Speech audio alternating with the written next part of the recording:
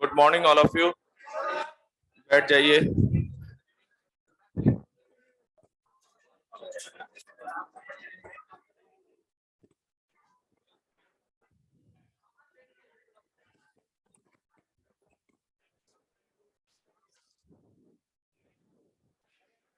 Good morning all of you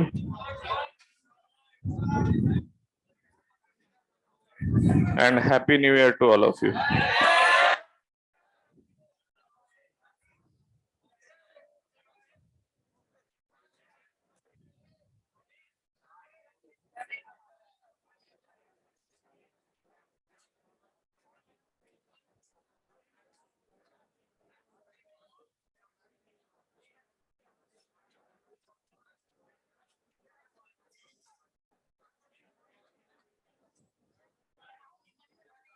heading डालिए semiconductors.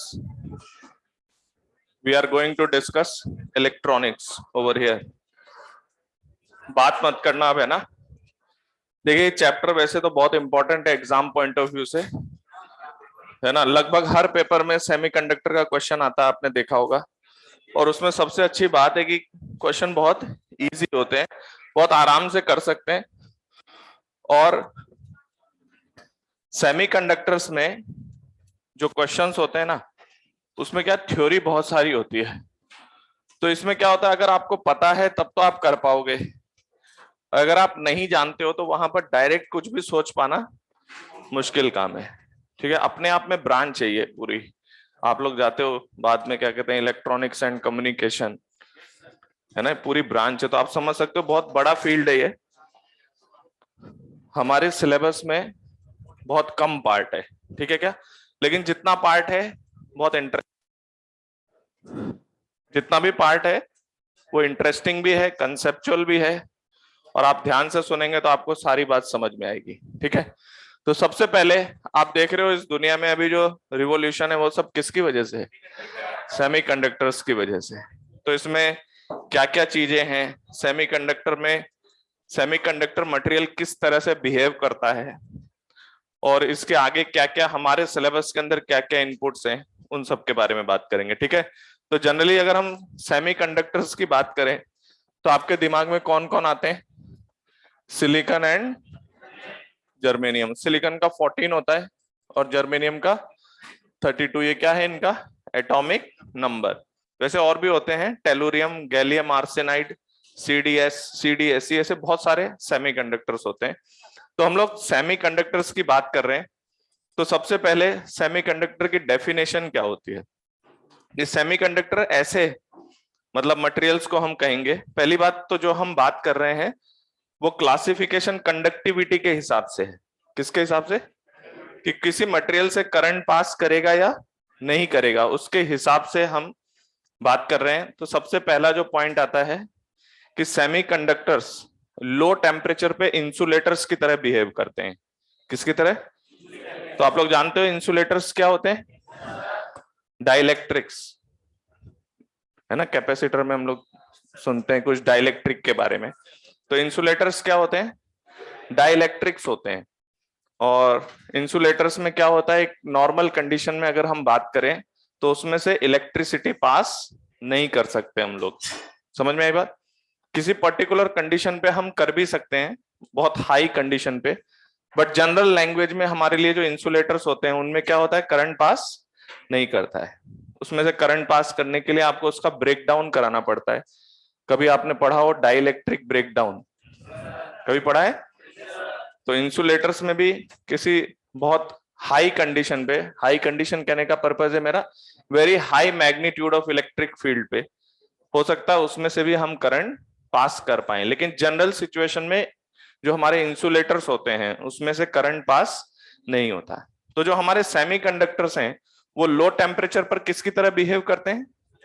Insulators. मतलब जितना कम टेम्परेचर रहेगा उनका बिहेवियर किसकी तरह रहेगा? इंसुलेटर्स की तरह। और जैसे जैसे आप टेम्परेचर बढ़ाओगे, जैसे जैसे हम टेम्परेचर बढ़ाएंगे, तो किसी पर्टिकुलर कंडीशंस को अचीव करने के बाद जो सेमीकंडक्टर्स हैं वो इलेक्ट्रिसिटी पास करने लग जाते हैं। क्या करने लग जाते हैं? इलेक्ट्रिसिटी पास करने लग जाते हैं। मतलब पहले तो वो इंसुलेटर जैसे थे, आप चाह रहे थे उसमें चार्जेस का फ्लो कराया जाए या इलेक्ट्रॉन्स का फ्लो कराया जाए, तो वो पॉसिबल नहीं था। लेकिन जैसे जैसे हम टेम्परेचर बढ़ाते हैं तो हमारे सामने एक कंडीशन आती है कि हम सेमीकंडक्टर से भी क्या कर सकते हैं, इलेक्ट्रिसिटी पास कर सकते हैं। समझ आई बात? तो इलेक्ट्रिसिटी पास करना जो प्रॉपर्टी है वो किनकी है, कंडक्टर्स की। किसकी प्रॉपर्टी है, कंडक्टर्स की प्रॉपर्टी है इलेक्ट्रिसिटी पास करना। तो हम लोग सिंपल वे में बोल देते हैं कि at high temperature semiconductors behaves like conductors. हालांकि सारी प्रॉपर्टी कंडक्टर जैसी नहीं है, सिर्फ एक प्रॉपर्टी की सिंपल बात कर रहे हैं कि उसमें से करंट को पास कर सकते हैं, तो हम बोल देते हैं कि दैट बिहेव्स लाइक कंडक्टर। लेकिन सेमीकंडक्टर और कंडक्टर में बहुत सारे डिफरेंसेस हैं। क्या क्या है वो मैं एक एक करके आपको बताऊंगा। क्लियर है क्या? तो लो टेम्परेचर पर सेमीकंडक्टर्स किसकी तरह बिहेव करते हैं, insulator. At high temperature conductor की तरह बिहेव करते हैं। हालांकि उसका सिंपल मीनिंग है कि उसमें से इलेक्ट्रिसिटी पास की जा सकती है। सारी कंडक्टर की प्रॉपर्टी सेमीकंडक्टर को डायरेक्ट नहीं देनी है। सेमीकंडक्टर की क्या प्रॉपर्टीज है वही डिस्कस करेंगे हम इस चैप्टर में। क्लियर है? तो अगर हम बात करें कि लो टेम्परेचर को कई बार हम लोग हाईलाइट करने के लिए हम कहते हैं, अगर हम 0 केल्विन पे बात करें, किस टेम्परेचर पे, टेम्परेचर की जो मिनिमम यूनिट है वो यहीं से शुरू होती है। 0 केल्विन के बाद ही हम टेम्परेचर डिफाइन करते हैं। तो 0 केल्विन पे अगर हम बात करें तो सेमीकंडक्टर्स कंप्लीटली इंसुलेटर की तरह होते हैं। किसकी तरह? वो इंसुलेटर्स की तरह हैं। फिर 0 केल्विन से हम बढ़ाते जाएंगे तो किसी टेम्परेचर को अचीव करने के बाद फिर उसमें से इलेक्ट्रिसिटी क्या की जा सकती है, पास की जा सकती है। अगर हम जिस हाई टेम्परेचर की बात कर रहे हैं जिस पर इनका बिहेवियर किसकी तरह है, कंडक्टर्स की तरह, तो वो हाई टेम्परेचर ऐसा नहीं है कि बहुत हाई है। अगर हम रूम टेम्परेचर भी बात करें तो रूम टेम्परेचर भी सेमीकंडक्टर्स के लिए किसकी तरह है, हाई टेम्परेचर की तरह। बात समझ गए? और रूम टेम्परेचर पे भी क्या करते हैं, इलेक्ट्रिसिटी को पास कर सकते हैं। तो वन बाय वन हम लोग कॉन्सेप्ट्स पर बात करेंगे। तो पहले इसकी डेफिनेशन लिख लो क्योंकि चैप्टर की स्टार्टिंग है।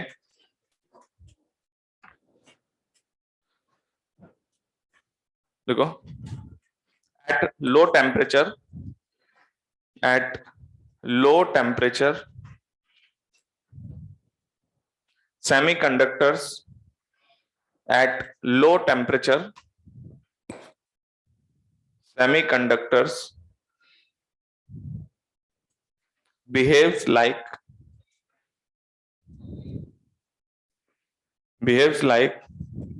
an insulator, behaves like an insulator, and at high temperature semiconductors behaves like conductors, behaves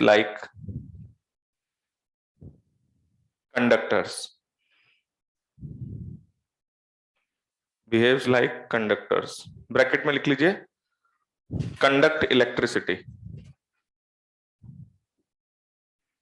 conduct electricity. ठीक है? तो जो इंसुलेटर्स हैं उनमें से करंट पास नहीं करता है। जो मैंने आपको बताया वो बहुत सीवियर कंडीशन है कि तब आप इंसुलेटर से करंट पास कर सकते हैं। ठीक है? और जो हमारे पास सेमीकंडक्टर्स हैं वो टेम्परेचर्स के साथ बिहेवियर शो करते हैं। लो टेम्परेचर पे इंसुलेटर्स की तरह रहते हैं, लेकिन हाई टेम्परेचर पे, नीचे यहां पे लिख लो, इवन रूम टेम्परेचर इज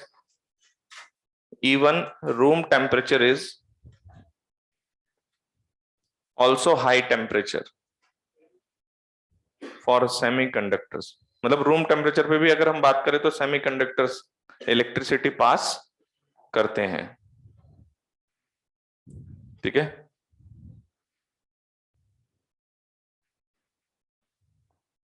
एक लाइन छोड़ के लिखना, एट 0 केल्विन, एट 0 केल्विन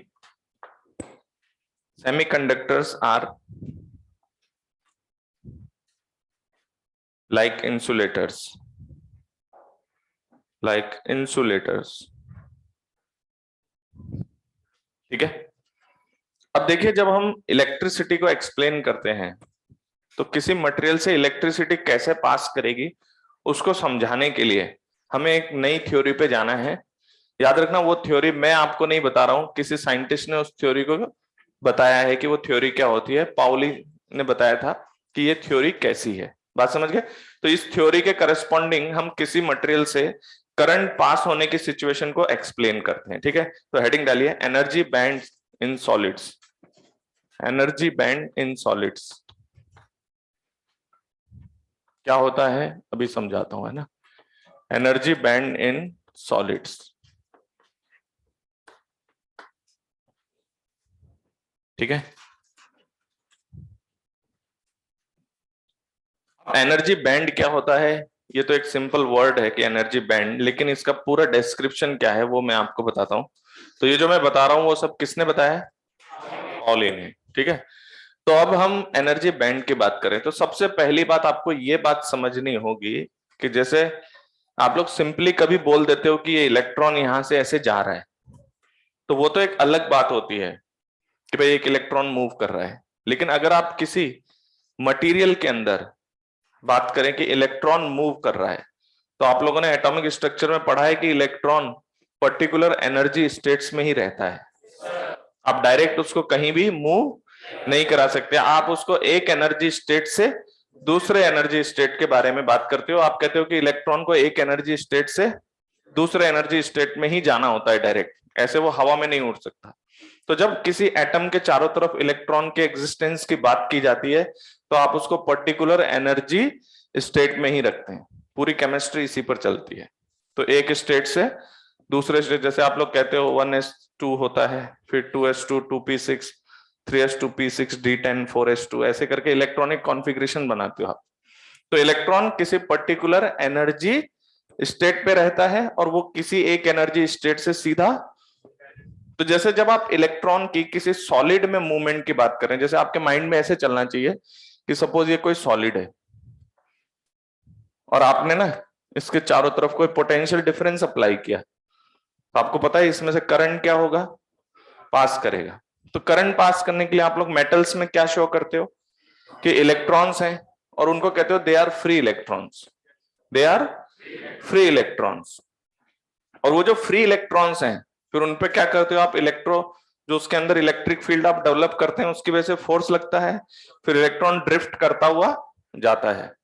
तो इसके रैंडम मोशन पर आप सुपर इंपोज करते हैं किसको, जो एक्सटर्नल फील्ड आप लगा रहे होते हैं उस फील्ड की वजह से इसके ऊपर फोर्स लगता है, फिर ड्रिफ्ट वेलोसिटी अक्वायर करता है। समझ गए? तो वो जो ड्रिफ्ट वेलोसिटी से फिर ये अपना ड्रिफ्ट करते रहते हैं और उसकी वजह से करंट आता है। ठीक है, लेकिन उसमें एक समझने वाली बात यह है कि स्टूडेंट्स ऐसा सोचते हैं कि इलेक्ट्रॉन बहुत फ्रीली जा रहा है, लेकिन याद रखना जब भी एटम्स के चारों तरफ इलेक्ट्रॉन कंसीडर होगा तो वो हमेशा एटॉमिक ऑर्बिटल्स में ही रहेगा। किसमें रहेगा? जैसे हम लोग बोल देते हैं ना कि फ्रीली ये मेटल है इसमें से इलेक्ट्रॉन चल रहा है, तो आपको लगता है कि जैसे ठीक है इलेक्ट्रॉन बहुत आराम से जा रहा है, लेकिन वो ध्यान रखना वो इलेक्ट्रॉन जो जा रहा है ना वो एटॉमिक ऑर्बिटल्स में ही है, वो एटॉमिक ऑर्बिटल्स में ही है। तो वो एक ऑर्बिटल से दूसरे ऑर्बिटल, दूसरे से तीसरे, तीसरे से चौथे, इस तरह से जा रहा होता है। समझ में आई बात? तो जब आप किसी एटम में या किसी सॉलिड में बात करते हैं तो सॉलिड में अगर इलेक्ट्रॉन्स का एग्जिस्टेंस है तो वो एटम के चारों तरफ है, और एटम के चारों तरफ जो इलेक्ट्रॉन होता है वो एटॉमिक ऑर्बिटल्स में रहता है, और एक एनर्जी स्टेट से दूसरे एनर्जी स्टेट पर ही जाने की बात होती है। ऐसे नहीं है कि एक इलेक्ट्रॉन यहां है फिर वो दूसरा कहीं भी किसी भी लेवल पे हो, ऐसा नहीं है। वो एक एटॉमिक ऑर्बिटल से दूसरे ऑर्बिटल में चलता है। तो अब होता क्या है मैं आपको बताता हूं। अब मैं जिसको एनर्जी स्टेट बोलूं उसको आप ध्यान से समझना। जैसे सपोज मैंने कहा कि इलेक्ट्रॉन किसी एनर्जी स्टेट में है, इसका मतलब क्या है? जैसे अगर मैं कहूं 1s2 तो 1s में दो एनर्जी स्टेट है, 1s में दो एनर्जी स्टेट है। 2s2 2p6 तो इसमें कितने हैं? s में दो हैं और p में, तो जब मैं कोई एनर्जी स्टेट बोलूं तो आप उसको n मत समझना। n equal to 1 n equal to 2 तो क्या है उसके? क्वांटम स्टेट्स हैं। क्या है? Quantum states. लेकिन उसमें कितने एनर्जी स्टेट्स हैं हम उसकी बात कर रहे हैं। तो अगर हमने कहा कि 1s तो 1s में कितने एनर्जी स्टेट्स हैं? दो। तो अगर मैं किसी पर्टिकुलर एनर्जी स्टेट बोलूं तो आप समझ जाना, जैसे मैं कह रहा हूं सपोज 3s 3s2p6 है सपोज, या 3s2p2, तो p में भी कितने एनर्जी स्टेट हैं? दो अलग हैं। 3s2p1, p1 अलग है, p2 अलग है, इस तरह से। समझ में आई बात? तो अब देखिए, जब हम किसी इलेक्ट्रॉन के एटम में एग्जिस्टेंस की बात करते हैं तो वो किसी पर्टिकुलर एनर्जी स्टेट पर होता है। समझ में आई बात? तो जैसे कि मैं आपको बताता हूं, सपोज मेरे पास एक सिंगल एटम है। अच्छा ये बताओ तो इसका इलेक्ट्रॉनिक कॉन्फ़िगरेशन क्या होगा सिलिकॉन का? 1s2, 2s2, 2p6, 3s2। इसका आखिरी इलेक्ट्रॉन किसमें है? p2 में है। इसी तरह से आप चाहो तो जर्मेनियम का भी इलेक्ट्रॉनिक कॉन्फ़िगरेशन लिख सकते हो। तो हम हर एक एनर्जी स्टेट की बात करें, फॉर एग्जांपल मैं 3s1 की बात कर रहा हूं, या फॉर एग्जांपल मैं 3p1 की बात कर रहा हूं, ठीक है? मैं किसी भी एक एनर्जी स्टेट की बात कर रहा हूं, ठीक है? जब आप उस सिलिकॉन में उस पर्टिकुलर एनर्जी स्टेट के एनर्जी की बात करेंगे, इवन सिलिकॉन नहीं, किसी भी एटम की बात कर रहा हूं, किसी भी एटम में कोई एनर्जी स्टेट है सपोज 3p1, तो उस एटम के जितने भी एटम्स होंगे उन सबका 3s1 या 3p1 की जो एनर्जी है वो सबके 3p1 की एनर्जी क्या होगी? सेम होगी। जैसे कोई एक एटम है x, उसका कोई इलेक्ट्रॉन है 3s1 में, तो 3s1 की एनर्जी वैसे जितने भी आप एटम्स देखेंगे उन सब में क्या होती है? बराबर होती है। लेकिन क्या होता है, ये थ्योरी बोल रही है, जो भी मैं बोल रहा हूं ना वो सब ये थ्योरी बोल रही है, एनर्जी बैंड की थ्योरी, कि जैसे एक एटम है, एक दूसरा एटम है, सपोज इसका 3p1 डिस्कस कर रहा हूं, इसका भी 3p1, तो इन दोनों की 3p1 की एनर्जी अभी सेम है। क्या है? एनर्जी निकालने का मतलब क्या होता है, वहां आप क्या करेंगे? पोटेंशियल एनर्जी निकालेंगे और काइनेटिक एनर्जी निकालेंगे और उसको ऐड करके बताएंगे कि उस एनर्जी स्टेट की एनर्जी कितनी है। अब जब हम दो एटम्स को पास पास लाते हैं तो पहले तो क्या रहता है कि इसका 3p1 और इसका 3p1 दोनों सेम एनर्जी लेवल पे है, लेकिन जैसे जैसे हम पास लाते हैं उनको तो क्या होता है कि एक एटम का पार्टिसिपेशन दूसरे एटम पर होने लगता है। बहुत ज्यादा क्लोज हम लेके आ रहे हैं, बहुत पास लेके आ रहे हैं एटम्स को, तो वो एटम्स जब बहुत ज्यादा पास आते हैं तो क्या होता है कि एक एटम के जैसे 3p1 की एनर्जी है उसमें दूसरे एटम का भी रोल होता है। किसका रोल होता है? और पहले एटम के 3p1 में दूसरे का भी रोल होता है। तो हम बोलते हैं कि एटम एक दूसरे से इंटरेक्ट करने लग जाते हैं। क्या करने लग जाते हैं? और जब हम इनको बहुत ज्यादा पास ले आते हैं, याद रखना मैं थ्योरी बता रहा हूं, समझा नहीं रहा हूं, समझते हो ना इस बात को? समझाने का होता है कुछ लॉजिक देना, और बताने का मतलब है कि ऐसा किसी ने पूरा एक्सप्लेन किया है। तो मैं आपको बता रहा हूं कि ये थ्योरी क्या कहती है। ये थ्योरी ये कह रही है कि जब आप दो एटम्स को पास पास लेके आएंगे तो पहले तो उनके किसी पर्टिकुलर एनर्जी स्टेट की एनर्जी क्या रहेगी? सेम रहेगी। लेकिन जब आप उनको बहुत ज्यादा पास लाएंगे तो एक एटम का पार्टिसिपेशन दूसरे के एनर्जी में, दूसरे का पार्टिसिपेशन पहले की एनर्जी में होगा, और बहुत ज्यादा पास लाने पर उनके एक ही पर्टिकुलर एनर्जी स्टेट की एनर्जी में डिफरेंस आ जाएगा। क्या आ जाएगा? मतलब अब 3p1 of first atom and 3p1 of second atom, उन दोनों की एनर्जी सेम नहीं होगी। हमारे समझने के लिए ऐसा ऐसे हुआ कि एक एटम का पार्टिसिपेशन दूसरे के एनर्जी स्टेट पर हुआ, दूसरे पर। भाई सिंपल अगर हम बात करें, जब दूर दूर थे तो इसकी वजह से इस पर कोई इफेक्ट नहीं था, इसकी वजह से इस पे कोई इफेक्ट नहीं था, लेकिन जब पास पास आए तो क्या हुआ? एनर्जी में एक दूसरे में पार्टिसिपेशन हुआ। और इंटरेस्टिंग चीज है कि 3p1 की एनर्जी अब सेम नहीं है। बात समझ में आए? तो 3p1 की एनर्जी अब सेम नहीं है। दो एटम्स, दोनों के 3p1, दोनों की एनर्जी जब वो लार्ज सेपरेशन पे थे तो सेम थी, लेकिन जब बहुत ज्यादा नजदीक लेकर आ गए तो उनकी एनर्जी में डिफरेंस आ गया। पहले वाले का 3p1 और दूसरे वाले के 3p1 में डिफरेंस एनर्जी का आ गया, कुछ डिफरेंस आ गया। तो जिस एनर्जी को आप क्या कह रहे थे, सपोज मैं यहां पे ग्राफ बना रहा हूं, this is separation between the atoms. ये बनाना नहीं है आपको, ठीक है? जिसको हम लोग सिंपल वे में लैटिस कांस्टेंट भी बोलते हैं। क्या बोलते हैं? लैटिस कांस्टेंट क्या है? Separation between the atoms. Y axis पे हमने क्या रखा हुआ है? एनर्जी। सपोज हम किसी पर्टिकुलर एनर्जी स्टेट की बात कर रहे हैं, जैसे आप लोग डिफाइन करते हो एटम में बहुत सारे एनर्जी स्टेट्स है, तो किसी भी एनर्जी स्टेट की बात कर लो, इसका भी वही था और इसके दूसरे एटम का भी उस एनर्जी स्टेट की एनर्जी सेम थी, when they are at large separation. तो लार्ज सेपरेशन पे सपोज कुछ एनर्जी ई है, लार्ज सेपरेशन पे सपोज उस एनर्जी स्टेट की एनर्जी ई है। अब हम सेपरेशन कम कर रहे हैं तो पता चल रहा है कि एनर्जी सेम ही है, नहीं सेम ही है दोनों की। याद रखना ये दो ग्राफ बन रहे हैं, पहले वाले एटम के सपोज 3p1 की एनर्जी यहां है, दूसरे वाले एटम के 3p1 की एनर्जी यही है, और आप सेपरेशन कम कर रहे हो, अभी एनर्जी में कोई डिफरेंस आना शुरू, लेकिन जब आप उसको बहुत ज्यादा पास ले आते हैं तो एटम्स एक दूसरे में इंटरेक्ट करने लग जाते हैं।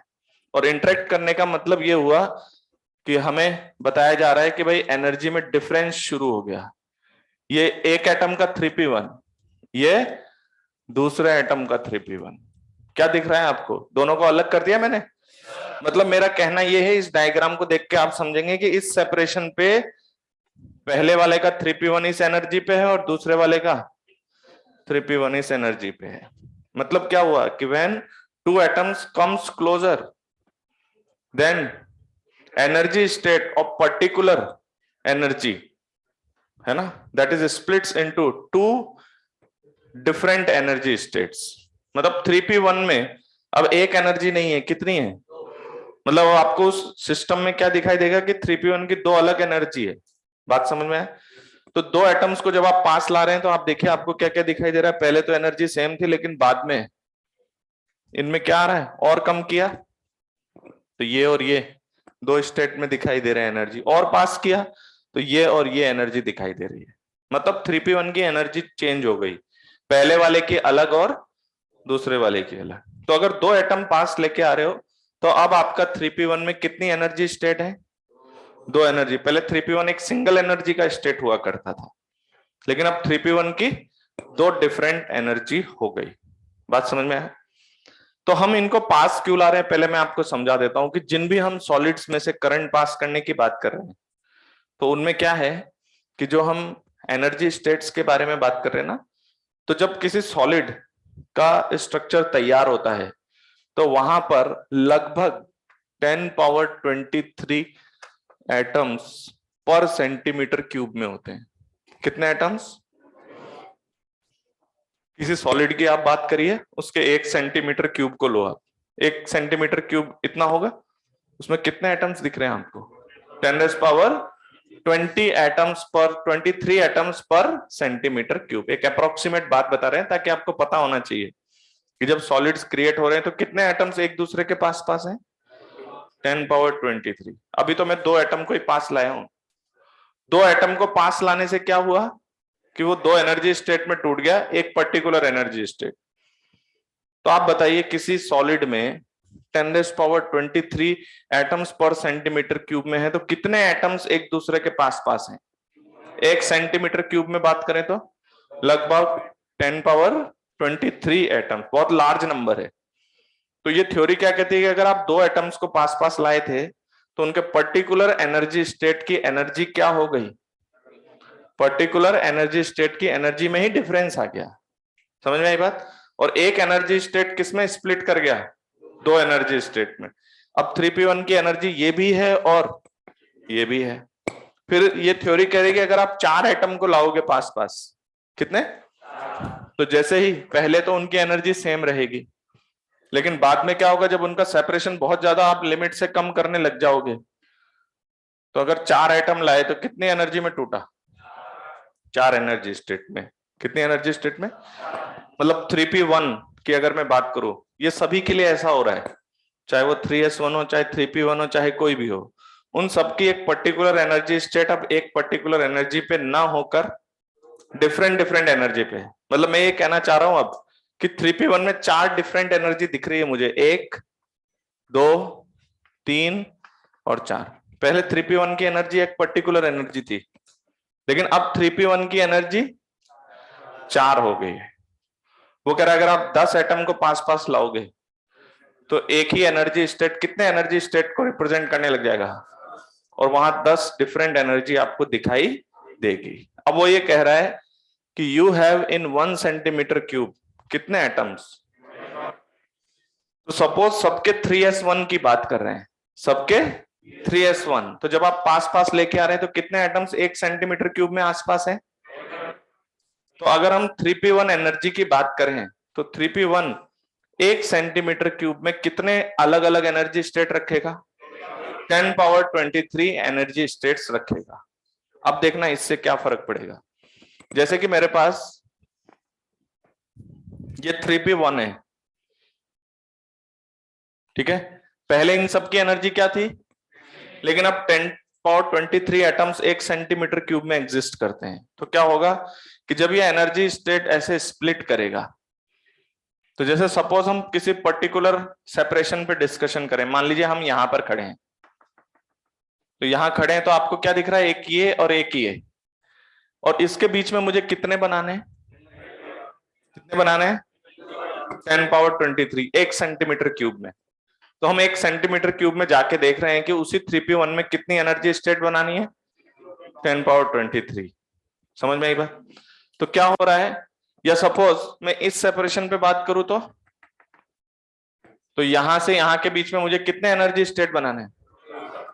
अब मान लीजिए थोड़ी देर के लिए ये गैप सपोज 5 इलेक्ट्रॉन वोल्ट का है। कितना? पहले इन सब की एनर्जी सेम थी, लेकिन अब मैं ये 5 इलेक्ट्रॉन वोल्ट जो बता रहा हूं वो मैं ये इंफॉर्मेशन दे रहा हूं आपको कि इस स्टेट में मैक्सिमम और मिनिमम एनर्जी कितनी है। तो उनके बीच का डिफरेंस कितना बताया मैंने? 5।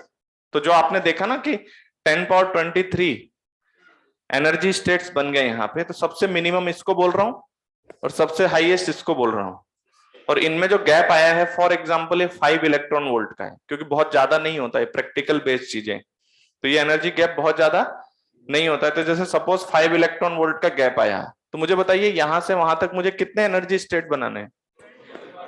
अच्छा, थोड़ी देर के लिए अगर मान लो मुझे 10 बनाने होते, तो मैं 5 के और इसके इन दोनों के बीच का गैप कितना है? 5। इसके बीच में 10 एनर्जी स्टेट टोटल बना देता है इन दोनों को काउंट करके। तो लगभग 2 एनर्जी स्टेट के बीच में बहुत कम गैप दिखाई देता। तो जैसे सपोज ये 5 है और आपको 10 बनाने हैं, तो एक आपके पास गैप कितना आ गया? कुछ 0.5 का गैप आ गया। लेकिन यहां से यहां तक आपको कितने एनर्जी स्टेट बनाने हैं? अगर 1 सेंटीमीटर क्यूब आप डिस्कस करते हैं तो कितने? 10 पावर 23।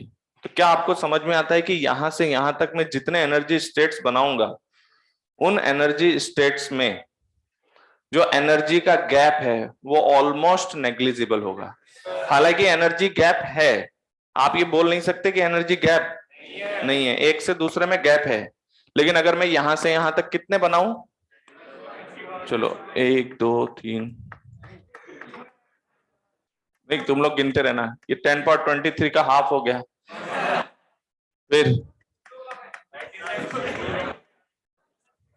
हमें कैलकुलेटर से नहीं गिनना है, ठीक है, 2 कम है 2 ज्यादा है। अब समझिएगा बात को, ये बात समझाने के पीछे जब मैं बना रहा था तब भी आप देख रहे हो कि बहुत ज्यादा गैपिंग नहीं है ना, ऑलमोस्ट पास पास दिखाई दे रहे हैं क्या? तो अगर मैं यहां से यहां तक 10 पावर 23 एनर्जी स्टेट्स बनाऊं तो आप मुझे बताइए कितना गैप होगा उनके बीच में? नेग्लिजिबल गैप है क्या? क्योंकि मान लो ये ऊपर और नीचे मैक्स और मिनिमम का गैप कितना है? 5 इलेक्ट्रॉन वोल्ट। लेकिन यहां से यहां तक 5 में कितने बना रहे हो आप? 10 पावर 23। तो एक एनर्जी स्टेट से दूसरा, दूसरे से तीसरा, तीसरे से चौथे में कुछ गैप है क्या? कोई गैप नहीं है, कोई गैप नहीं है। इवन है वहां पे गैप, लेकिन वो गैप ऑलमोस्ट। तो अब पता है मैं अब क्या बोलूंगा, जब तक ये सिचुएशन थी मेरे लिए 3p1 was a particular energy state, एक पर्टिकुलर एनर्जी स्टेट, उसकी एक एनर्जी थी। लेकिन अब मेरे पास उसी 3p1 में यहां से लेके यहां तक आप जो भी एनर्जी बोलेंगे वो मुझे मिल जाएगी, यस और नो? हालांकि एज ए कॉन्सेप्ट कोई आपसे पूछे कि यहां पर जो ये एनर्जी लेवल्स हैं ये डिस्क्रीट है या कॉन्टिन्यूअस? डिस्क्रीट। डिस्क्रीट मतलब एक के बाद दूसरा, दूसरे के बाद तीसरे के बाद चौथा, लेकिन उनकी गैपिंग इतनी नेग्लिजिबल है कि आपको ऐसा लगेगा जैसे इस एनर्जी के बाद इस एनर्जी तक आप जिस एनर्जी के बारे में सोचो वो एनर्जी आपके पास अवेलेबल है। तो अब हम एनर्जी को क्या बोल रहे हैं? Energy band. उसी एनर्जी स्टेट को क्या बोल रहे हैं? Energy band. एनर्जी बैंड कहने का मतलब क्या है, जैसे आप लोग कभी कोई फ्रीक्वेंसी बताते हो यहां से लेके यहां तक है, फिर कहते हो ये इसकी बैंड विड्थ है, बताते हो, उसका मतलब क्या है कि यहां से लेके वहां तक सभी एनर्जी उसमें अवेलेबल है। तो यहां पर मैं ये कहना चाह रहा हूं कि 3p1 एक पर्टिकुलर एनर्जी स्टेट था, लेकिन अब वो यहां से लेके यहां तक की हर एनर्जी को रिप्रेजेंट करता है। इवन आप जो एनर्जी बोलोगे वो मिल जाएगी यहाँ। सपोज ये मिनिमम वैल्यू कुछ है E0 और ये E0+5, तो E0 से E0+5 के बीच में जिस भी एनर्जी स्टेट की एनर्जी आपको चाहिए, या आप उल्टा बोलो तो जिस एनर्जी का आपको एनर्जी स्टेट चाहिए वो एनर्जी स्टेट यहां पर अवेलेबल है। हालांकि यहां से यहां तक मैंने कितने बनाए हैं, 10⁻23, बहुत large number of energy states हैं, तो वो एक से दूसरे के बीच में ऑलमोस्ट नेग्लिजिबल सेपरेशन पे पड़े हुए हैं। तो आप ये कहोगे कि सर इसकी लोएस्ट, इस एनर्जी की 3p1 को अब आप क्या कहोगे पता है, कि सर इसकी E0 से लेके E0+5 तक पूरा 3p1 है। क्या बोलोगे, E0 से लेके E0+5 तक पूरा क्या है, 3p1। तो अब 3p1 एक एनर्जी स्टेट है या बहुत सारे एनर्जी स्टेट्स का कॉम्बिनेशन है, और इवन वो एनर्जी एक मिनिमम से मैक्सिमम तक के बीच में, आप जिस एनर्जी की बात करोगे उस एनर्जी का एनर्जी स्टेट में आपको यहां पर दिखा दूंगा। यस और नो? लेकिन याद रखना वो एक एटम का है या सब डिफरेंट डिफरेंट है। पहले एटम का 3p1 सपोज ये है, दूसरे का ये, तीसरे का ये, चौथे का ये, पांचवे का ये, सिक्स्थ का ये, और लास्ट वाले का ये। तो सबके 3p1 इतने पास पास हो चुके हैं, इतने पास पास हो चुके हैं कि अब आप 3p1 को एक एनर्जी स्टेट नहीं बुलाकर क्या बोल रहे हैं, एनर्जी बैंड बोल रहे हैं। तो पहले आपको यह बात समझ में आई कि एनर्जी बैंड का मतलब क्या है। एक पर्टिकुलर एनर्जी स्टेट अब आपको एक मिनिमम एनर्जी से लेके मैक्सिमम एनर्जी तक, उसके बीच में सभी एनर्जी का एनर्जी स्टेट होने की आपको क्या बता रहा है, कि मेरे पास हर एनर्जी है, कहां से कहां तक, E0 से E0+, वैल्यू मत रट लिखना, ये एग्जांपल देने के लिए, कि E0 से E0+5 तक आपके पास large number of energy states and they are closely spaced. Yes और नो? तो इसका मतलब अब मैं इसको क्या बोलूं, एक 3p1 को क्या बोलूं, एनर्जी स्टेट बोलूं?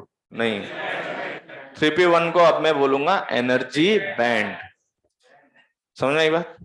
तो जब आप एटम्स को पास पास लाते हैं तो उनके एनर्जी स्टेट्स किस में कन्वर्ट हो जाते हैं, एनर्जी बैंड में कन्वर्ट हो जाते हैं। इसका सिंपल मीनिंग है कि पहले 3p1 एक पर्टिकुलर एनर्जी हुआ करती थी, बट अब 3p1 एक बहुत सारे एनर्जी स्टेट्स का कॉम्बिनेशन है, and they are very close to each other. This and these energy states are discrete but they behaves like a continuous energy band। और इसका आसान भाषा में आप ये समझो कि E0 से लेके E0+5 तक जिस एनर्जी की आप बात करोगे उस एनर्जी का एनर्जी स्टेट आपके पास अवेलेबल है। तो ये थ्योरी ये कहती है कि जब large number of atoms comes closure then a particular energy state converted into a energy band, band बन गया। अब 3p1 आपका एनर्जी बैंड है। तो ये जो बैंड बना रहे हैं ना, ये सारे एनर्जी के बन जाएंगे, चाहे उसमें इलेक्ट्रॉन हो या, भाई आपसे अगर हम पूछें कि किसी इसमें 3p2 तक ही लास्ट इलेक्ट्रॉन गया, लेकिन इसमें 3p3 भी एग्जिस्ट करता है, 3p4 भी एग्जिस्ट करता है। अगर आप इलेक्ट्रॉन को एक से दूसरे में ले जाना चाहते हो तो वो अगले एनर्जी स्टेट में जाता है। तो उस एनर्जी स्टेट में इलेक्ट्रॉन हो चाहे ना हो, लेकिन सारे एनर्जी स्टेट किस में कन्वर्ट हो गए, एनर्जी बैंड में। समझ में आई बात? और जो एनर्जी बैंड में कन्वर्जन है, एनर्जी बैंड में कन्वर्जन है, वो एक पर्टिकुलर एनर्जी स्टेट में नहीं, जितने एनर्जी स्टेट है वो सब में कन्वर्जन हो गया, सब बैंड बन गए। और ये बैंड जो बनता है जनरली लास्ट जो बाहर वाले शेल्स होते हैं, इवन सभी के बनते हैं बैंड, लेकिन जो बाहर वाले शेल्स से पहले बनना स्टार्ट होते हैं। जितना ज्यादा पास लाते जाओगे उतना ज्यादा बाहर वालों में पहले इंटरेक्शन बढ़ेगा, फिर धीरे धीरे सभी में इंटरेक्शन होने लग जाएगा। तो मेरा स्टेटमेंट ये है कि सभी एनर्जी स्टेट किस में कन्वर्ट हो जाएंगे, एनर्जी बैंड में। तो ऐसा बनने का क्या फायदा है मैं ये समझाता हूं। तो अभी आपके पास एक पर्टिकुलर एनर्जी बैंड बन गया, 3p1 एक एनर्जी बैंड बना चुका है, ये लीजिए। 3p1 एक एनर्जी में बदल गया।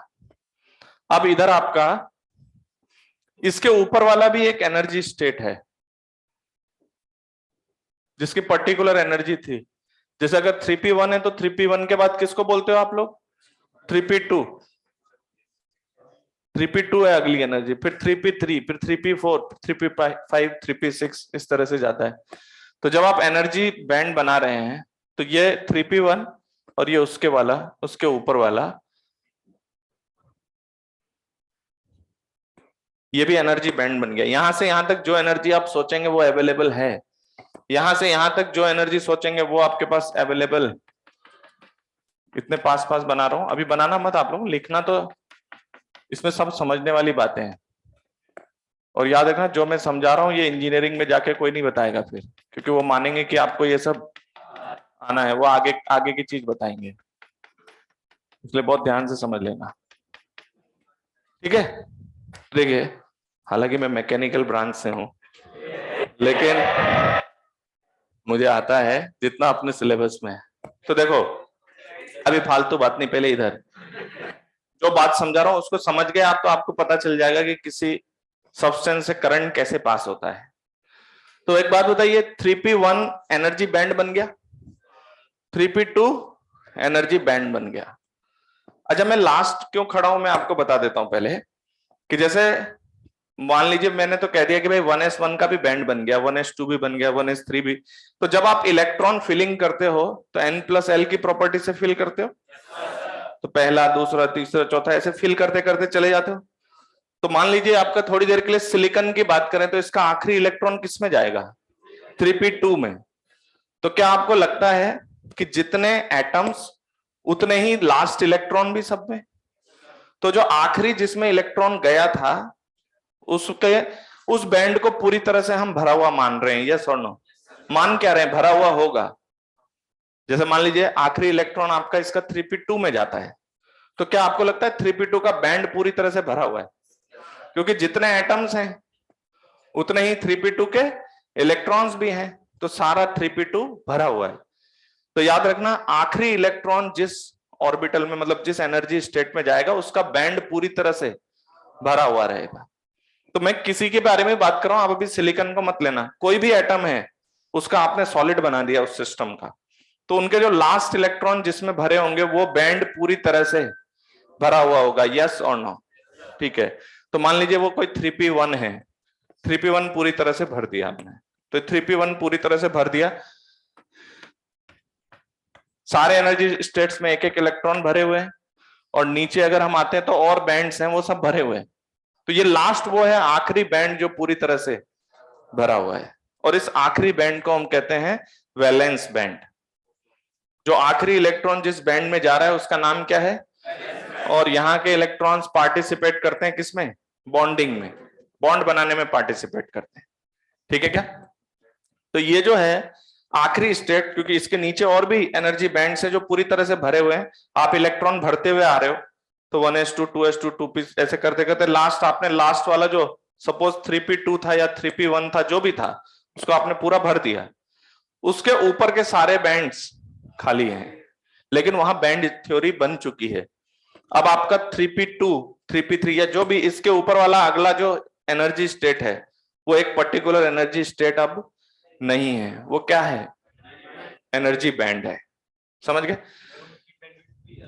बैंडविड्थ से मतलब वो जो गैपिंग, वो सब डिफरेंट हो सकती है। हम एक ऑन एन एवरेज हम ये समझाना चाह रहे हैं कि करंट पास, इन सब का इनका क्वांटिटेटिव एनालिसिस हमारे पास नहीं है, बट हम आपको बताएंगे अप्रोक्सीमेटली गैप कितना होता है, कंडक्टर्स में कितना होता है, इंसुलेटर में लगभग क्या हो सकता है, उन सब चीजों के एवरेज एस्पेक्ट पे बात की जाएगी।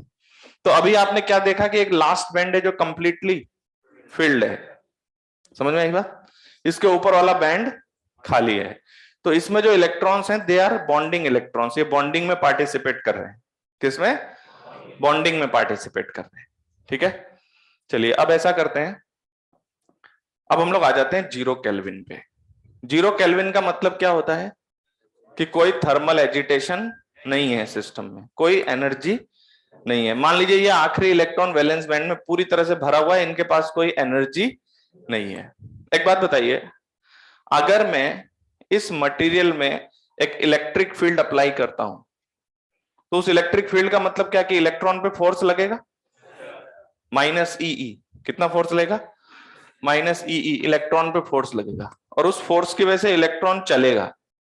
तो जैसे आप लोग इलेक्ट्रोस्टैटिक्स में डायरेक्ट चला देते हो, हमने कहा एक electron is release from rest, आप माइनस ई फोर्स लाके एक्सलेट करके उसको दौड़ा देते हो। लेकिन एटम में दौड़ाने से पहले आपको सोचना पड़ेगा कि उसको दौड़ने के लिए दूसरा एनर्जी स्टेट खाली है या नहीं। बात समझ में आई? तो जैसे सपोज थोड़ी देर के लिए एनर्जी बैंड जैसी कोई चीज नहीं है, तो आपके 3p1 के इलेक्ट्रॉन यहां फंसे हुए हैं, 3p1 के इलेक्ट्रॉन है और 3p2 ये है सपोज, ठीक है। तो एक बात बताइए, ये गैप आपको बहुत ज्यादा दिख रहा है क्या? तो अगर आप बाहर से इलेक्ट्रिक फील्ड लगाओगे तो वो इलेक्ट्रिक फील्ड इलेक्ट्रॉन को चलाना तो चाहता है, लेकिन ये आपका ऐसा इलेक्ट्रॉन नहीं है कि डायरेक्ट चले, क्योंकि एटॉमिक ऑर्बिटल्स में है। ये किसमें है? तो इसको जाने के लिए दूसरा एनर्जी स्टेट चाहिए। दूसरा एनर्जी नियरेस्ट तो यही है, और वो बाहर से जो फील्ड आ रहा है वो इसको इतनी एनर्जी इंपार्ट ही नहीं कर पा रहा कि वो एकदम से वहां चला जाए। समझ में आई बात? तो अगर इलेक्ट्रॉन यहां से यहां नहीं गया, इसका मतलब इलेक्ट्रॉन अटक के है कहां पर? अपने एनर्जी स्टेट में।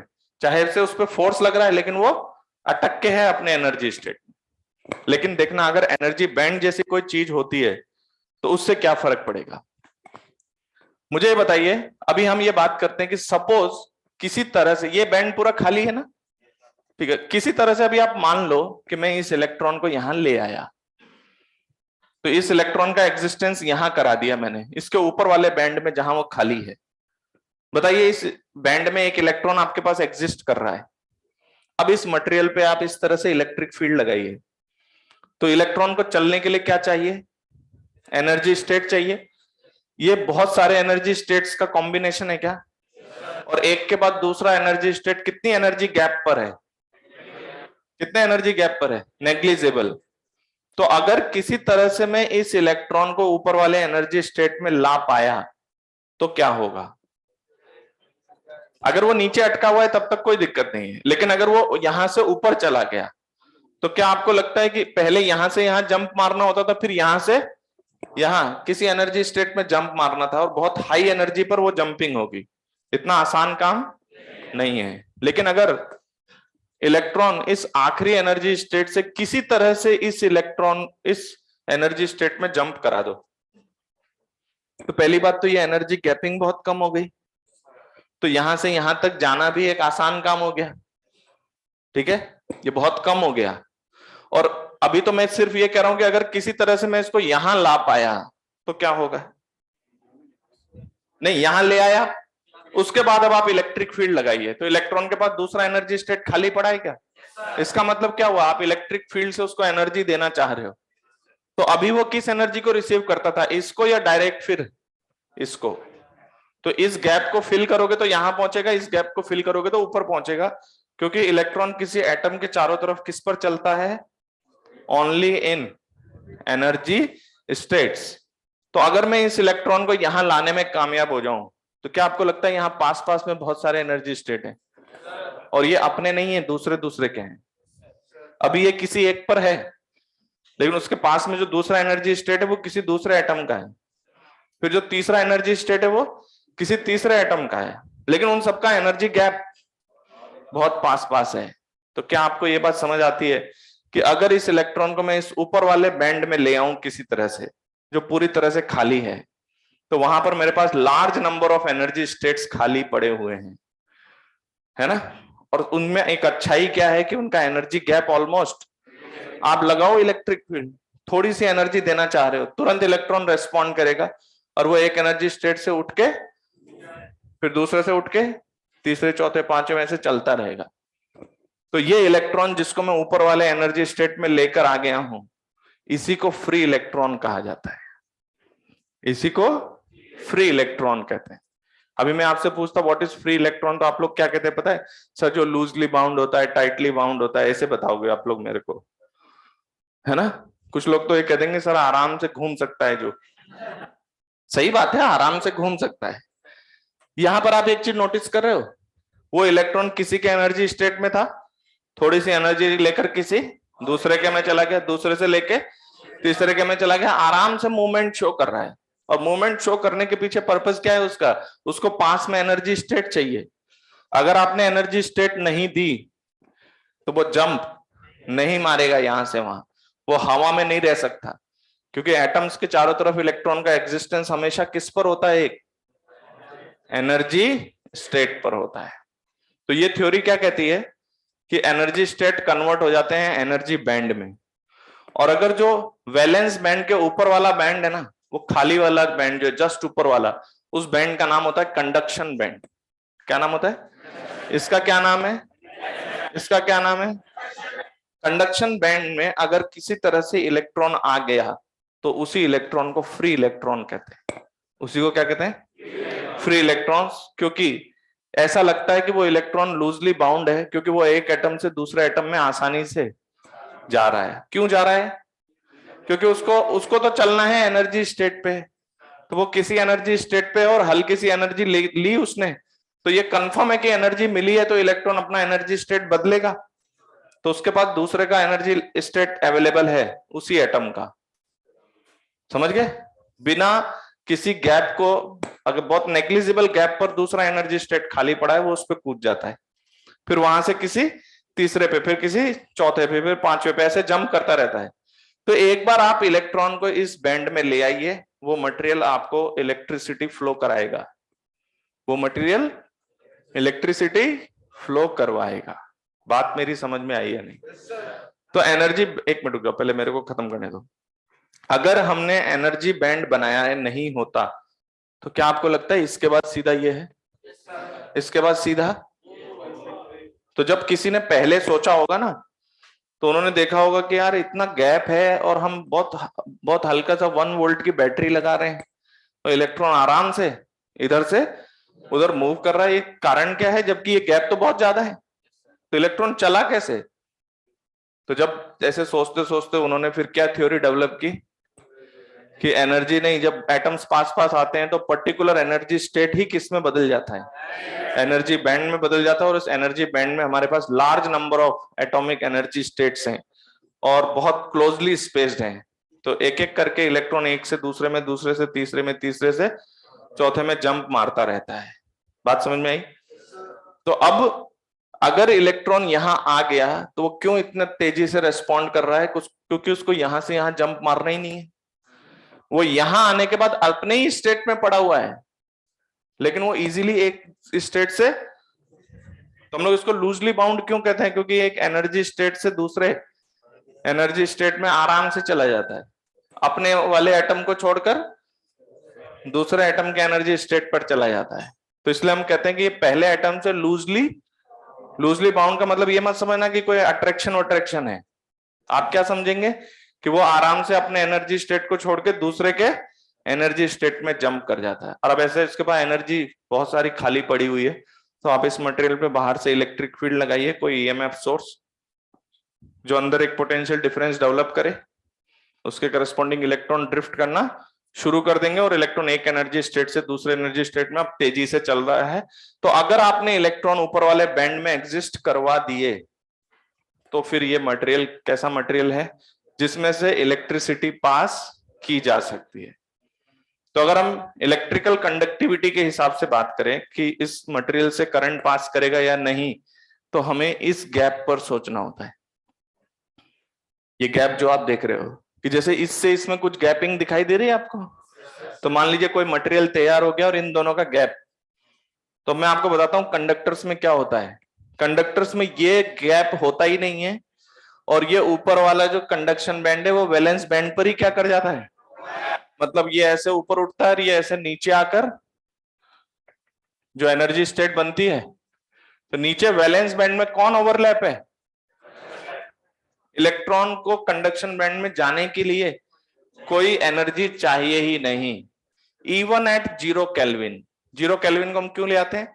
क्योंकि कोई एनर्जी नहीं है, कोई थर्मल एजिटेशन, तो इलेक्ट्रॉन लोअर एनर्जी स्टेट में अवेलेबल है, और वो उसके साथ साथ ही किस में अवेलेबल भी है? कंडक्शन बैंड में भी अवेलेबल है। उसको जंप चाहिए ही नहीं, इसलिए हम कहते हैं the conductors have free electrons.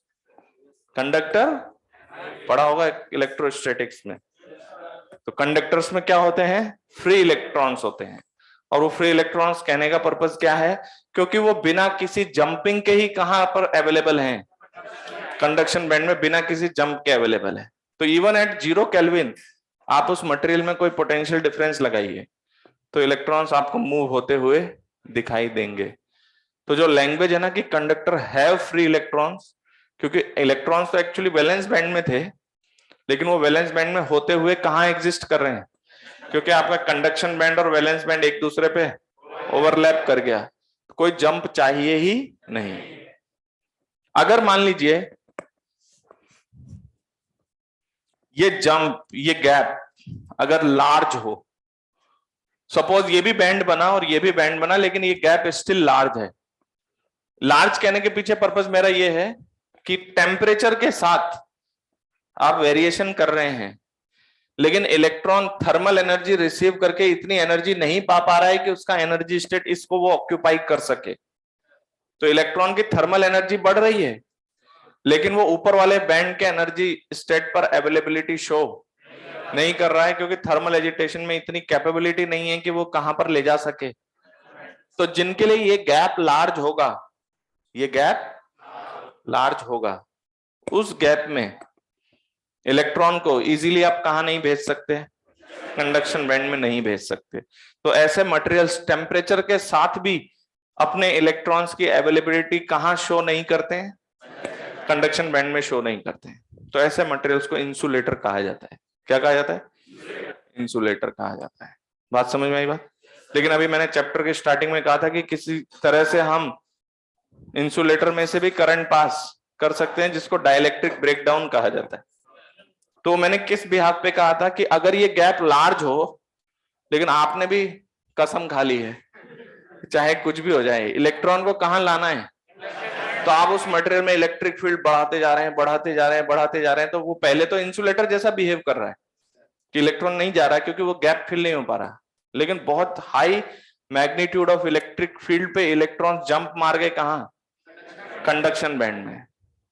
तो इसी कंडीशन को कहा जाता है डाइलेक्ट्रिक ब्रेकडाउन। डाइलेक्ट्रिक कैपेसिटर में पढ़ते हैं कि डाइलेक्ट्रिक ब्रेकडाउन होता है, polar dielectric, non polar dielectric.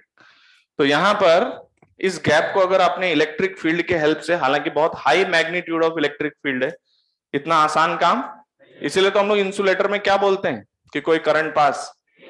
लेकिन अगर बेसिक थ्योरी के अंदर जाएं तो इस गैप को किसी तरह से भर दो आप। भरने का मतलब है कि आप इलेक्ट्रॉन को इतनी एनर्जी दे दे कि इस गैप के बराबर एनर्जी लेके वो ऊपर वाले बैंड में एग्जिस्ट कर जाए, तो उसमें से करंट पास हो जाएगा। तो जब आप प्लास्टिक की चप्पल पहन के करंट वाला तार छू रहे होते हो, तो इलेक्ट्रॉन को फोर्स लग रहा होता है ऊपर आने के लिए, समझ में आई बात, लेकिन वो इलेक्ट्रॉन जा नहीं रहा होता है। तो आप लोगों को लगता है अच्छा इंसुलेटर है, ये करंट को पास नहीं कर रहा। बात समझ में आ रही है मेरी। इंसुलेटर पे किस बात पे भरोसा है आपको, ये गैप फिल नहीं होगा, अदरवाइज क्या होगा, अगर इलेक्ट्रॉन जंप मार गया ना एक दिन, आपको पता चल जाएगा कि क्या कंडीशन है। समझ में आई बात।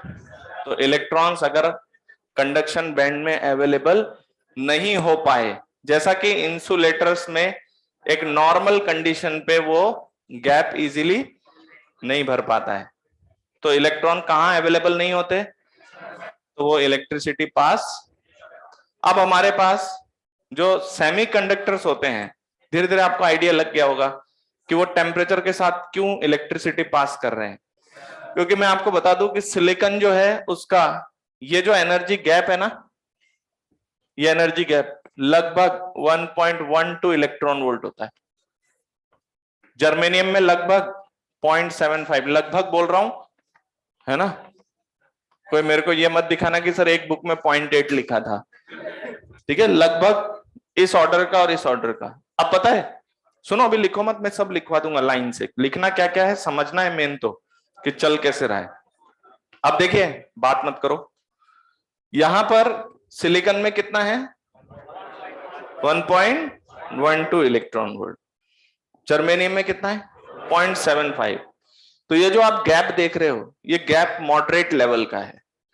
इतना है कि थर्मल एजिटेशन से इलेक्ट्रॉन की अवेलेबिलिटी कहां हो जाती है, कि आप टेम्परेचर बढ़ा रहे हैं तो उसमें थर्मल एजिटेशन है। थर्मल एजिटेशन में एक एवरेज एनर्जी इलेक्ट्रॉन्स के पास है, और वो एनर्जी इतनी है कि वो उसको किस बैंड में अवेलेबल करा रहा है, कंडक्शन बैंड में। तो अगर हम 0 केल्विन पे इंसुलेटर्स की बात करें तो सारे इलेक्ट्रॉन कहां अटके हुए हैं, वैलेंस बैंड में अटके हुए हैं, 0 केल्विन। अब मैंने टेम्परेचर बढ़ाना शुरू किया, टेम्परेचर बढ़ा रहा हूं, धीरे धीरे टेम्परेचर बढ़ रहा है, तो इलेक्ट्रॉन कहां एग्जिस्ट कर गया अब टेम्परेचर बढ़ने से, कंडक्शन बैंड में। तो अब उसका बिहेवियर किसकी तरह हो गया, क्योंकि उसके पास फ्री इलेक्ट्रॉन्स अवेलेबल हो गए। इसलिए हम लोग इंसुलेटर सेमीकंडक्टर को नहीं बोलते कि it have free electrons, it have free electrons as we increase the temperature. तो जैसे जैसे टेम्परेचर बढ़ाएंगे इलेक्ट्रॉन कहां अवेलेबल हो जाएगा, और कंडक्शन बैंड में अवेलेबल हो जाएगा, तो इजीली वो मूवमेंट शो करेगा। तो अब आप इस मटेरियल से क्या कर सकते हो, इलेक्ट्रिसिटी पास कर सकते हो। बात मेरी समझ में आई या नहीं? तो ये पूरी कहानी है एनर्जी बैंड की। तो जो एनर्जी बैंड है उसके होने की वजह से ऊपर एक खाली बैंड होता है जो एम्प्टी होता है, पहले तो 0 केल्विन पे वो एम्प्टी होता है, लेकिन जैसे जैसे हम टेम्परेचर बढ़ाते हैं सेमीकंडक्टर्स में इलेक्ट्रॉन कहां पहुंचने लग जाते हैं, कंडक्शन बैंड में, और अब वो इलेक्ट्रिसिटी पास करता है। लेकिन अब इसके अलावा और भी बहुत सारे प्रॉपर्टीज आएंगे, क्योंकि जैसे इलेक्ट्रॉन यहां से जंप करके वहां जाता है तो यहां कुछ क्रिएट हो जाता है। फिर वो क्या है, उसका क्या इफेक्ट है सेमीकंडक्टर में, उसका क्या रोल है, उन सब के बारे में हम बात करेंगे। तो सबको एनर्जी बैंड समझ में आया? एनर्जी बैंड की वजह से ही हम इलेक्ट्रॉन का मूवमेंट शो कर पा रहे हैं। हो सकता है बहुत सारे लोगों को अभी तक ये लगता हो कि इलेक्ट्रॉन जब चल रहा है तो एटम के अंदर, तो आप लोग को लगता था फोर्स लगा है तो चलेगा ही, लेकिन फोर्स लगा है तो चलेगा ही के पीछे एक और लाइन थी कि दूसरा एनर्जी स्टेट भी चाहिए, वरना एटम में इलेक्ट्रॉन चल नहीं सकता। तो उसको चलने के लिए ये जो बैंड्स हैं वो क्या प्रोवाइड करते हैं, एनर्जी। समझ गए, एनर्जी स्टेट। तो इलेक्ट्रॉन एक एनर्जी लेवल से दूसरे एनर्जी लेवल में जंप करता है। तो नीचे स्टेटमेंट लिखे, लिखो एनर्जी बैंड इन सॉलिड्स में लिखे, when large number of atoms, when large number of atoms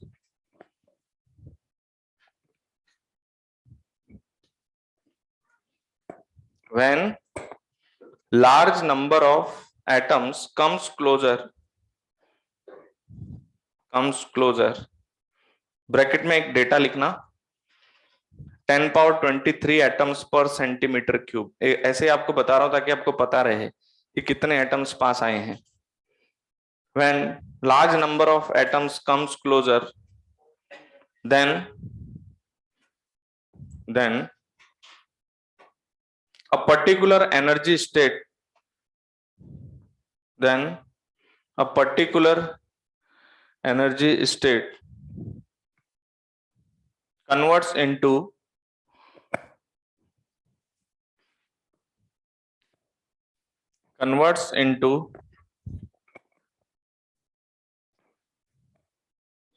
an energy band, converts into an energy band.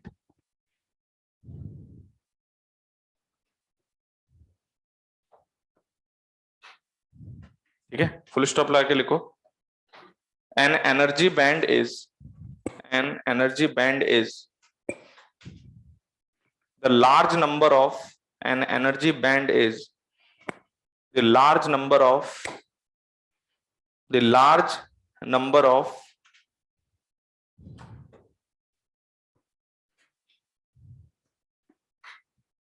ऐसे लिखो, large number of collection of discrete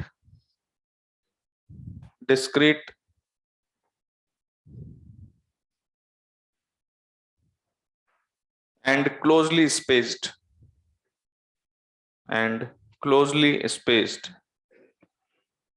energy state, closely spaced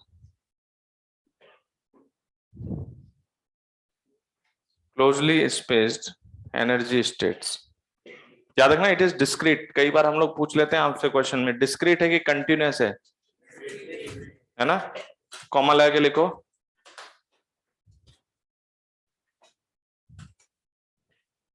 because it is very closely spaced, because it is very closely spaced,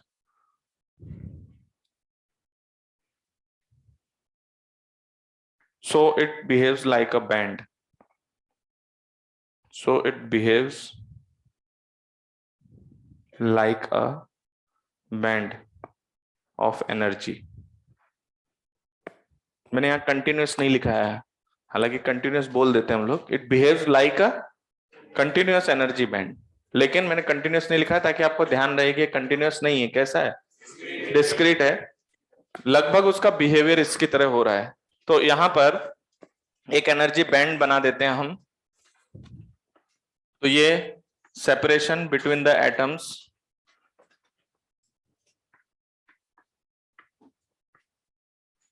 जिसको हम लोग क्या बोलते हैं? Lattice constant. और यहां वाई एक्सिस पे हमने क्या लिया है? एनर्जी. इसको इधर लेके आते हैं पास.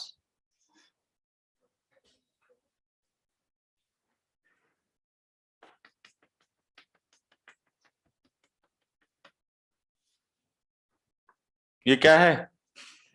Energy band. लगभग 10 पावर 23 एटम्स पर सेंटीमीटर क्यूब. अच्छा, मैं आपको एक प्रैक्टिकल एस्पेक्ट बता दूं. जैसे ये ऐसे बढ़ रहा है ना, ऊपर वाला भी ऐसे पास आके ऐसे बढ़ रहा है. तो पहले क्या होता है? बढ़ते बढ़ते बढ़ते बढ़ते फिर ये ओवरलैप कर जाते हैं. फिर उसके बाद क्या है? घटते भी हैं ये, और ज्यादा सेपरेशन कम करने पे घटते भी हैं. जैसे ऐसा होता है, जैसे ये ऐसे, ये बढ़ रहा है, ये ऐसे बढ़ रहा है ना.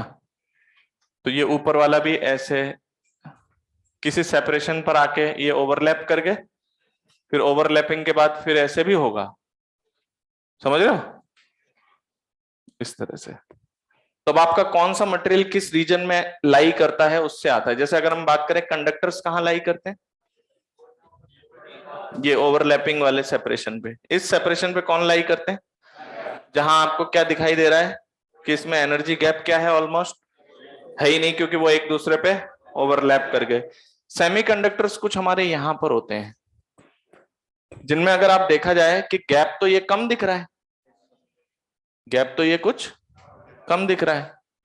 मतलब ये ऊपर वाला एनर्जी स्टेट है ऐसे, ये नीचे वाला, यहाँ गैप कम दिख रहा है. लेकिन अगर आप और अंदर जाओगे तो ये गैप बढ़ जाएगा.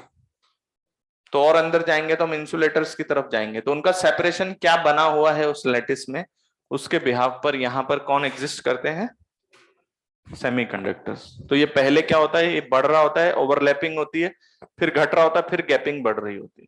तो आपका मटेरियल किस इक्विलिब्रियम सेपरेशन पे है, उसके करस्पॉन्डिंग. किसी को ये डायग्राम देखना है तो एनसीईआरटी में जाके आज देखना. क्लियर है क्या?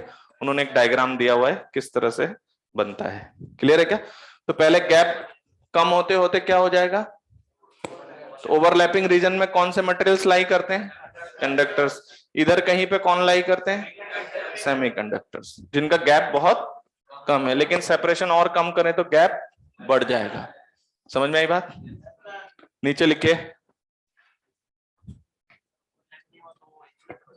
नहीं, ओवरलैप तो होगा. सुनो, अलग अलग सेपरेशन की स्टडी में ये बताते हैं कि ओवरलैप भी होगा, लेकिन जब वो मटेरियल आपका तैयार हुआ तो इक्विलिब्रियम सेपरेशन क्या था, तो वो कहां रुक गए, उसके हिसाब से फिर वो अपनी कंडक्टिविटी शो करते हैं. तो कंडक्टर्स कहां कहां रुकते हैं? उनका इक्विलिब्रियम सेपरेशन कहां रहता है? भाई इक्विलिब्रियम सेपरेशन तो एक पर्टिकुलर वैल्यू ना, दूर पास तो हम कर रहे हैं उसको. समझ गए? तो उनका पर्टिकुलर सेपरेशन क्या होता है? तो कंडक्टर्स में वो ओवरलैप्ड रीजन में होते हैं, और आपके इंसुलेटर्स में फिर जब गैप शुरू हो रहा होता है उस रीजन में होता है, और वहां गैप थोड़ा कम होता है. पहले कम होता है, बट और कम कर दो तो गैप बढ़ जाता है. बट जिस इक्विलिब्रियम सेपरेशन पे है वो गैप कम होता है. समझ में आई बात? तो नीचे लिखे वैलेंस बैंड.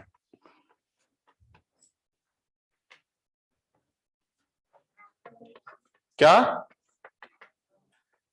ये वाला डायग्राम बनाना चाहो बना लो, वैसे कोई पूछ नहीं रहा, फिर भी बना लो, लेकिन तेजी से बनाओ. लेटिस कांस्टेंट, हाँ डाउट.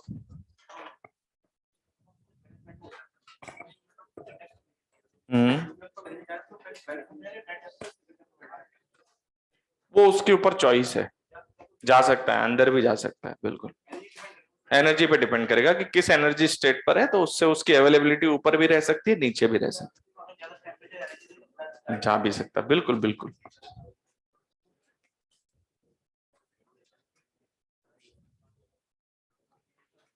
वैलेंस बैंड में फटाफट लिखो, the last energy band which is completely filled, देखो the last energy band which is completely filled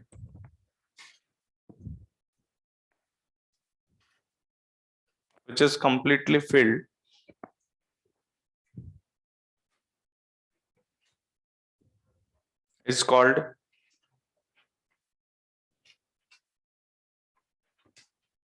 valence band।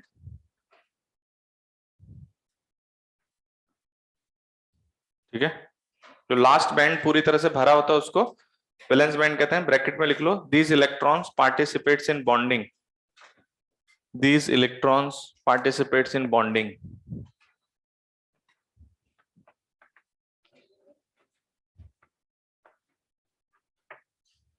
MOT पढ़ते हो आप लोग?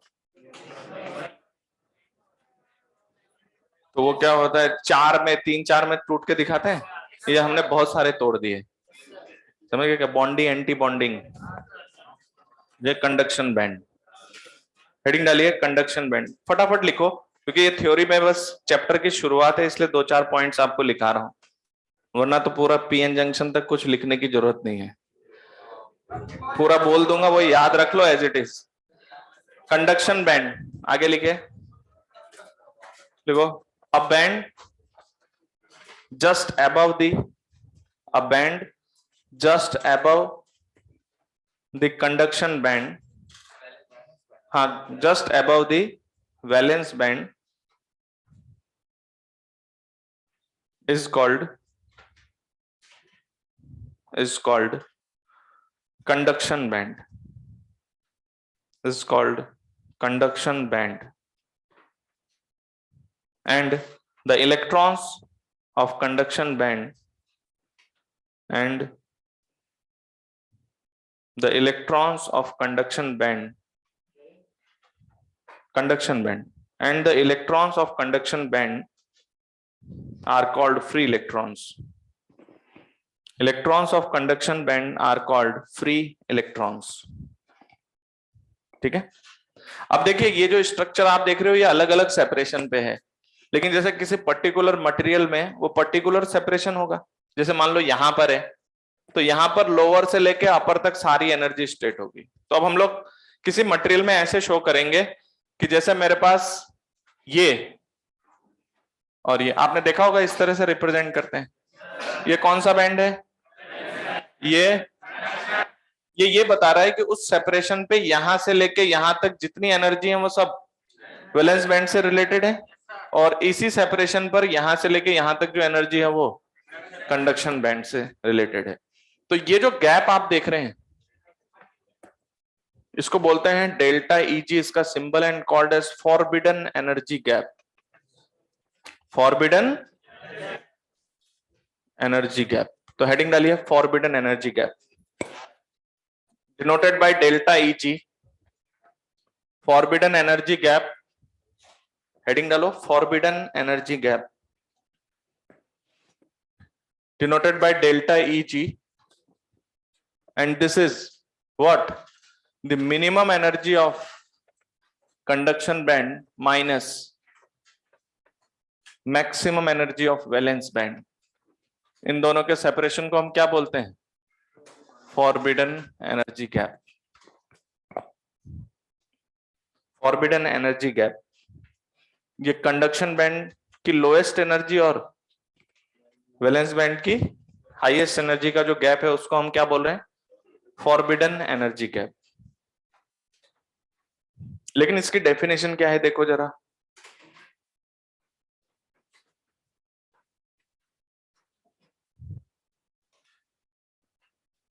forbidden energy gap is minimum energy of conduction band and maximum energy of valence band।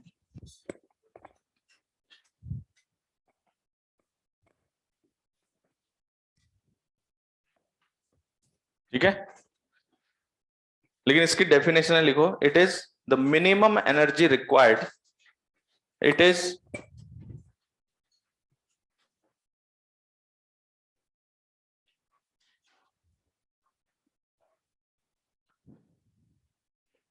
the minimum energy required to move an electron from valence band to conduction band. To move an electron from valence band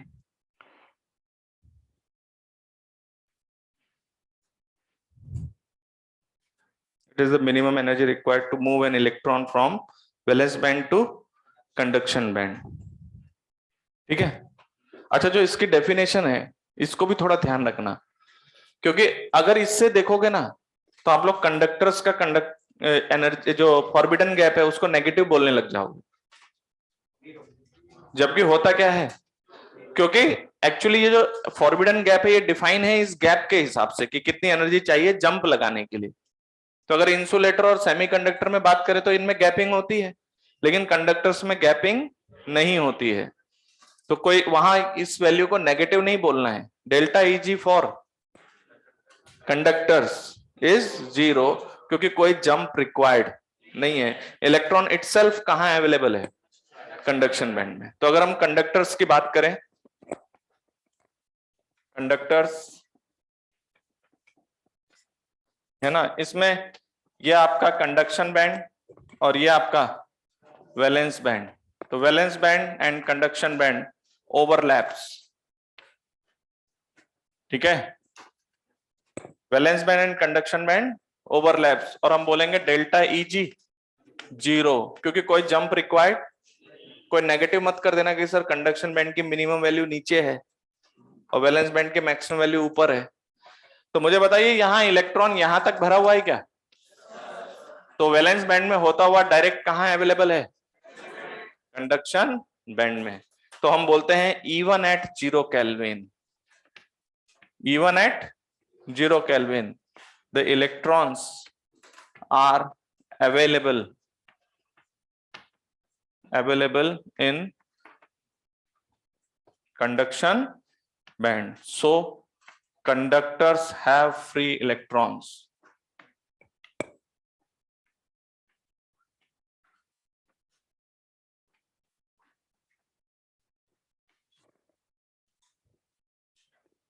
ठीक है, देखिए एक student ने पूछा है कि sir इसकी complete theory कहाँ मिल सकती है, तो मैं बता ही रहा हूं वैसे तो आपको सारी, है ना, वैसे बहुत सारे बुक्स हैं, बॉयल स्ट्रीट है, मिलमैन हल्कियास है, वो हमने पढ़ रखी है। ठीक है, तो आप बिल्कुल उस पर फोकस नहीं करें, मैं जो बता रहा हूं उसके बाहर कुछ भी नहीं जाएगा, क्योंकि हमने पढ़ रखी है वो सब। ठीक है, तो आपको कहीं और थ्योरी के लिए भागने की जरूरत नहीं है। ठीक है, मैं आपको कंप्लीट बता रहा हूं एक एक चीज की क्या होता है, इसके बाहर कुछ भी नहीं जाएगा। ठीक है, वरना ये अपने आप में पूरा ब्रांच है, आप कितनी बुक्स पढ़ोगे, जो हमारे लेवल की है वो हमने पढ़ रखी है और वो हम आपको बता रहे हैं। तो हेडिंग डालिए इंसुलेटर्स। कंडक्टर्स में क्या हुआ, ये दोनों ओवरलैप कर गए। इंसुलेटर्स बात नहीं करो, है ना। इंसुलेटर्स में क्या होगा, this gap is delta Eg, बात नहीं करो, डेल्टा Eg लार्ज होगा। वैसे इधर देखो, इसको कोई वैल्यू देना मतलब सही बात नहीं है, बट फिर भी मैं एक वैल्यू दे रहा हूं। लगभग कई बुक्स में देखोगे कहीं 3 लिखा होता है, कहीं 5 लिखा होता है, कहीं 6 लिखा होता है। ये इतना सुनो, कंसेप्ट ये है कि इतना लार्ज हो कि थर्मल एजिटेशन की कैपेबिलिटी ना हो इलेक्ट्रॉन को कहां ले जाने की, या इलेक्ट्रॉन को नहीं, कंडक्शन बैंड में, वैलेंस से कंडक्शन बैंड में इजीली नहीं जाएगा। इजीली क्या मतलब, थर्मल एजिटेशन से नहीं जाएगा, और जाने के लिए भी बहुत high magnitude of electric field की रिक्वायरमेंट होगी। तो ये गैप बहुत लार्ज होगा कंडक्शन बैंड और वैलेंस बैंड में। तो इस तरीके के मटेरियल्स क्या होंगे, इंसुलेटर्स। ठीक है, नेक्स्ट लिखिए सेमीकंडक्टर्स।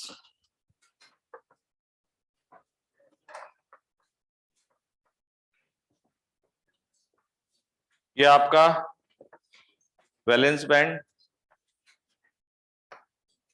और ये कंडक्शन बैंड। ये गैप कैसा है? डेल्टा Eg स्मॉल है। वैसे हम लोग बोल देते हैं of the order of 1 electron volt, ऐसे ही इसके आसपास की वैल्यू बोल रहे हैं। जैसे अगर डेल्टा Eg फॉर सिलिकॉन क्या होता है? पॉइंट सिलिकॉन का 1.12 लगभग।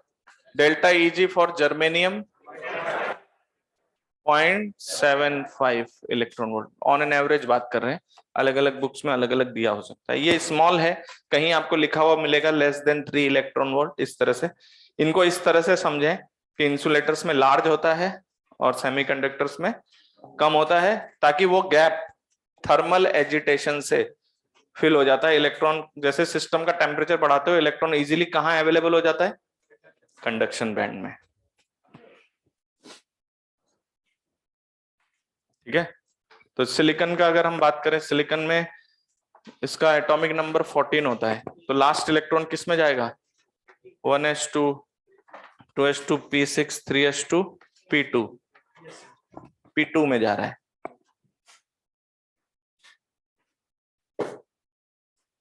बहुत कम गैप होता है। हमारे पास सेमीकंडक्टर्स और भी हैं, टेलुरियम है, गैलियम आर्सेनाइड है, CDS CDSE, ऐसे बहुत सारे होते हैं। ठीक है, तो ये गैप कोई पर्टिकुलर वैल्यू नहीं है, समझ रहे हो? ऑफ द ऑर्डर लिखा है मैंने, मतलब ऐसा नहीं कि 1 ही होना चाहिए, किसी में 2.5 भी हो सकता है। इतना होगा गैप कि थर्मल एजिटेशन क्या करेगा? इलेक्ट्रॉन को ऊपर पहुंचा देगा, तो इलेक्ट्रॉन्स फ्री इलेक्ट्रॉन हो जाएंगे। तो आप समझ रहे हो ये 0 केल्विन पे किसकी तरह बिहेव कर रहा है? इंसुलेटर, क्योंकि सारे इलेक्ट्रॉन कहाँ अटके हैं? लेकिन जैसे टेम्परेचर बढ़ाओगे तो किसी टेम्परेचर के बाद इलेक्ट्रॉन कहाँ अवेलेबल? स्लो कंडक्शन बैंड में। तो इंसुलेटर्स टेम्परेचर के साथ कंडक्टिविटी शो करते हैं। हालांकि ये हम बोल रहे हैं कंडक्टिविटी के बिहाफ पर कि कंडक्टर जैसा है, लेकिन ये पूरी तरह से कंडक्टर जैसा बहुत सारी चीजों में डिफरेंस है। समझ में आएगा? जैसे कि आप लोग जानते हो कंडक्टर में करंट फ्लो कराने के लिए सिर्फ कौन होता है? इलेक्ट्रॉन्स होते हैं। यहां भी इलेक्ट्रॉन्स ही हैं, लेकिन कुछ और भी है। अभी होल आप जानते नहीं हो, मैं समझाऊंगा पहले। तो हेडिंग डालिए, concept of hole in semiconductor.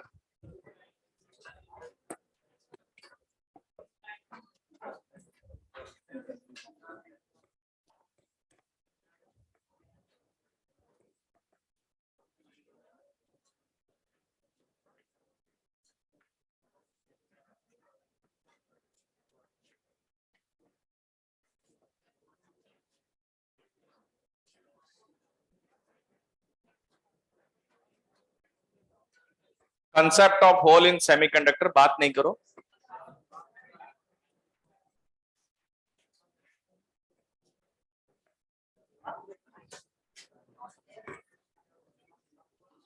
Concept of hole in semiconductor interesting है, थोड़ा ध्यान से समझना। मेरे पास एक सिलिकॉन है, सपोज सेमीकंडक्टर को ले आते हैं, अब सेमीकंडक्टर की बात हो रही है। तो जैसे एक सिलिकॉन है, उसके आउटर मोस्ट ऑर्बिट में 4 इलेक्ट्रॉन है, तो वो 4 सिलिकॉन से क्या करेगा?